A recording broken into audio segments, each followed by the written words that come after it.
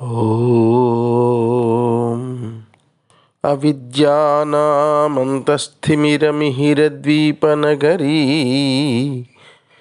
జడానాం చైతన్యస్తబకమకరందశ్రుతిఝరీ దరిద్రాణాం చింతామణిగుణనికా జన్మజలధౌ నిమగ్నానాం దంష్ట్రామురరిపువరాహస్య భవతి శుక్లాంబరధరం విష్ణుం శశివర్ణం చతుర్భుజం ప్రసన్నవదనం ధ్యాయేత్ సర్వవిఘ్నోపశాంతయేత్. వందే గురుపదద్వంద్వమవాన్మనసగోచరం రక్తశుక్లప్రభామిశ్రమతర్క్యం త్రిపురం మహః. సానందమానందవనే వసంతం ఆనందకందం హతపాపబృందం వారాణసీనాథమనాథనాథం శ్రీ విశ్వనాథం శరణం ప్రపద్యే. విశ్వేశం మాధవం ఢుంఢిం దండపాణించ భైరవం వందే కాశీగుహాం గంగాం భవానీం మణికర్ణికాం. హర నమః పార్వతీపతయే. హర హర మహాదేవ శంభో శంకర. భక్తియోగపదన్యాసి వారణాసి భవదురితశాత్రవఖరాశి వారణాసి. స్వర్ణదీతట సంభాసి స్వర్ణదీతట సంభాసి వారణాసి పావన క్షేత్రములవాసి వారణాసి. అటువంటి వారణాసి క్షేత్రానికి చేరుకున్నాడు శివశర్మ. కానీ ఈ వారణాసికి ప్రయాగకి మధ్యలో షటిల్ సర్వీస్ మొదలుపెట్టాడు అని మనం నిన్నటి రోజున చెప్పుకున్నాం. శివశర్మ కాశీ ప్రయాగ మధ్యలో చాలాసార్లు తిరుగుతూ ఉండేవాడు. ఆయన చాలా చదువుకున్నాడని కూడా మనం చెప్పుకున్నాం. శివశర్మ గురించి విన్నాం కదా.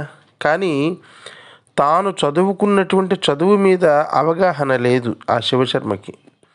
కాశీ ఎంతో గొప్పది అని తెలిసి ఉండి కూడా ఇక్కడే ఉండిపోదాం, చివరి రోజులు ఇక్కడే గడిపేద్దాం, కాశీలోనే మరణిద్దాం అనేటటువంటి ఊహ ఆయనకు రాలేదు. 70 సంవత్సరముల వయస్సులో కాశీకి వెళ్ళి ఆయన అక్కడ ఉండక ఈ కాశీని విడిచిపెట్టి మళ్ళీ ఇంకెక్కడికో వెళ్ళాలి అని ఒక్కసారి ప్రయాగ వెళ్ళి అక్కడ 1 నెల ఉండి అక్కడి నుంచి మళ్ళీ కాశీకి వచ్చి ఇక్కడో నెల ఉండి మళ్ళీ ప్రయాగ వెళతాడు. కాశీకేతించు మరి ప్రయాగమునకేగు, కాశీకేతించు మరి ప్రయాగమునకేగు అని గీతమాలికలో ఒకే పదం 2 సార్లు రాశారు శ్రీనాథ కవి సార్వభౌముడు. ఇలా చేస్తూ ఒక పర్యాయం మాత్రం ఏకధాటిగా 1 సంవత్సరం పాటు కాశీలో ఉండిపోయాడు. అలా సంవత్సరం కాలం పాటు కాశీలో ఉండి ప్రతిరోజు అక్కడ ఉన్నటువంటి తీర్థరాజ్యములను దర్శించినప్పటికీ కూడా కాశీ యందలి సర్వతీర్థములను చూడలేకపోయాడు. ఎందుకంటే నప్రాప సర్వతీర్థాన్ని తీర్థం కాశ్యం తీరే తీరే అంటారు. కాశీలో ప్రతి పరమాణువు ఒక తీర్థమే. నువ్వు గింజంత సందు లేకుండా కాశీలో తీర్థాలు ఉన్నాయట. అందుకని 1 సంవత్సరం పాటు ఉన్నాడు. అనుకున్నాడు, అటు ఇటు అలా తిరగడం ఎందుకు, నాకు కూడా ఇంకా వయస్సు పైపడిపోతుంది, అందువల్ల ఈ తిరగడం కొంచెం కష్టంగా ఉంది, చత్వారం వస్తోంది, చెవులకు కూడా వినికిడి శక్తి తగ్గిపోతోంది, ఆహారం తినడానికి పళ్ళు ఒళ్ళు ఈ 2 కూడా సహకరించడం లేదు అని అనుకున్నటువంటి వాడై 1 సంవత్సరం పాటు అక్కడే ఉండిపోయి భక్తితో ముందుగా ఢుండి విఘ్నేశ్వరుని దర్శనం చేసుకున్నాడు. మణికర్ణిక ఘట్టంలో స్నానం చేసి ఢుండి విఘ్నేశ్వరుని దర్శనం చేసుకుని అన్నపూర్ణాదేవిని, శరీశ్వరుణ్ణి, విశ్వేశ్వరుణ్ణి, విశాలాక్షి అమ్మవారిని, ధర్మేశ్వరుణ్ణి, సావిత్రి వటవృక్షాన్ని, దాన్నే వట సావిత్రి దేవత అంటారు. ఆది కేశవుణ్ణి, కాలభైరవుణ్ణి, ఇలా అందరినీ దర్శనం చేసుకునేవాడు. నిత్యము కూడా 3 పూటలా గంగా స్నానం చేసేవాడు. ఇవన్నీ చెయ్యాలని ఆయనకు తెలిసి ఉండి కూడా కర్మయోగం వలన 1 సంవత్సరం గడిపిన తర్వాత ఇక్కడ ఇలా ఉంటే బోరు కొడుతుంది అనుకున్నాడు. అయినా ఇంకా ఎన్నో క్షేత్రాలు ఉన్నాయి కదా, నేను సప్తమోక్షపురాలు కదా చూద్దామని అనుకున్నాను అని అనుకుని ఆ సప్తమోక్షపురాలని మళ్ళీ ఒక్కసారి తలుచుకున్నాడు. అయోధ్య, మధుర, మాయా, కాశీ, కాంచి, హ్యవంతిక, పురి, ద్వారవతీ చైవ సప్తైతే మోక్షదాయిన అని శాస్త్రం చెప్తోంది కదా.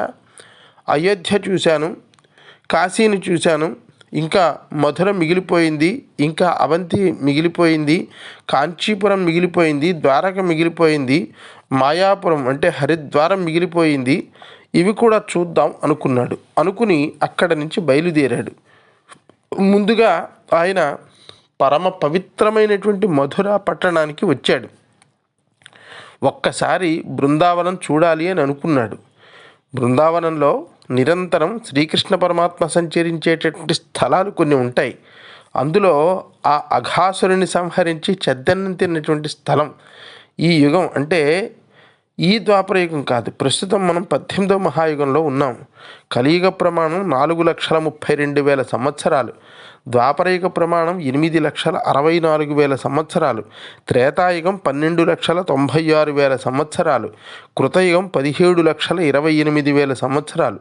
ఈ 4 యుగాలని కలిపితే 43,20,000 సంవత్సరాలు. దీన్ని ఒక మహాయుగం అంటారు. దీన్నే ఇంకోలా చెప్పాలంటే మానవులకు 1 సంవత్సరం ఏదైతే ఉంటుందో అది దేవతలకి 1 రోజు. మనకి 30 సంవత్సరాలు అయితే దేవతలకి 1 నెల. అలా మనకి 360 సంవత్సరాలు అయితే వాళ్ళకి 1 సంవత్సరం. దాన్ని దివ్య సంవత్సరము అని అంటారు.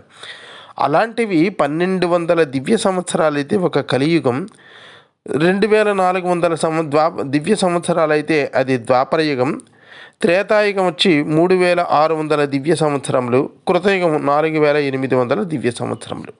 అలా 12,000 దివ్య సంవత్సరాలు అయితే 1 మహాయుగం అవుతుంది దేవతల లెక్కలో చెప్పాలి అంటే. అందువల్ల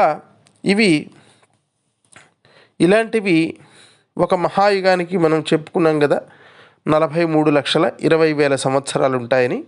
అలాంటివి 1000 మహాయుగాలు అయితే బ్రహ్మగారికి 1 పగలు, ఇంకో 1000 మహాయుగాలు అయితే బ్రహ్మగారికి 1 రాత్రి. అటువంటివి 360 రోజులు బ్రహ్మకి 1 సంవత్సరం అవుతుంది.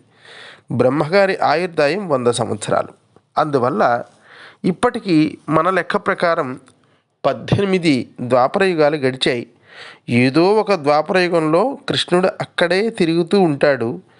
శివశర్మకు పూర్వకల్పముల గురించి తెలుసు కాబట్టి ఏ యుగంలో శ్రీకృష్ణుడు ఎక్కడెక్కడ సంచరించాడో అది చూసుకుని అక్కడికి వెళ్ళాడు. కృష్ణుడు చెద్దన్నం తిన్నటువంటి స్థలాన్ని ఈవేళ రమణికిరేతి అని అంటూ ఉంటారు. అక్కడికి వెళ్ళాడు. అక్కడ కాలక్షేపం చేశాడు కొద్ది రోజులు. యమునా నదిలో స్నానం చేశాడు. పరమ పవిత్రమైనటువంటి రాధాకృష్ణులు సంచరించినటువంటి ఆ పొదలలో తిరిగాడు. అక్కడ రాధాదేవి విహరించేటటువంటి 1 గొప్ప పర్వతం ఉంటుంది మధురా నగరంలో. ఆ పర్వతాన్ని వెళ్ళి చూశాడు. చాలా అరుదైనటువంటి కొండ. ఆ కొండపై రాధామాధవులు విహరించారు అని పెద్దలు చెప్తూ ఉంటారు.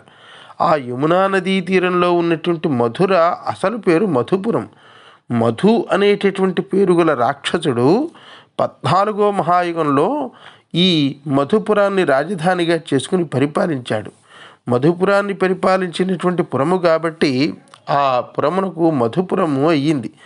ఆ మధు పరమశివుడి గురించి తపస్సు చేశాడు. వీడి తపస్సుకు మెచ్చినటువంటి పరమశివుడు ప్రత్యక్షమై ఆయన తన త్రిశూలం నుంచి 1 శూలాన్ని సృష్టించి ఆ మధు అనేటటువంటి రాక్షసుడికి వరంగా ఇచ్చాడు. ఇచ్చి, మధు, ఈ శూలం నీ చేతిలో ఉంటే ఎవ్వరూ నిన్ను జయించలేరు అని వరం ఇచ్చాడు పరమశివుడు ఆ మధు అనేటటువంటి రాక్షసుడికి. ఆ తర్వాత మధు 1 విచిత్రమైనటువంటి కోరిక కోరుతాడు పరమశివుడిని.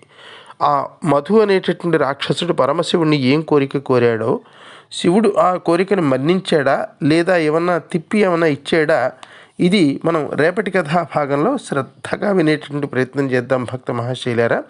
అంతవరకు స్వస్తి ప్రజాభ్య పరిపాలయంతాం న్యాయేన మార్గేణ మహిమహీషా గోబ్రాహ్మణేభ్య శుభమస్తు నిత్యం. లోకా సమస్తా సుఖినో భవంతు, సర్వే జనా సుఖినో భవంతు.